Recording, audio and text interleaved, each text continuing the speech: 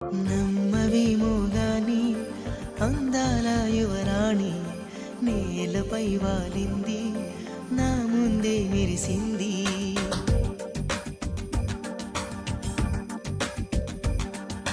నమ్మవేమో గాని అందాల యువరాణి నేలపై వాలింది, నా ముందే మెరిసింది. అందుకే అమాంతం నామది, అక్కడే నిశ్శబ్దం అయినది. ఎందుకో ప్రపంచం అన్నది ఇక్కడే ఇలాగే నాతో ఉంది. నిజంగా కళ్ళతో వింతగా మంత్రమేసింది, అదేదో మాయలు నన్నిలా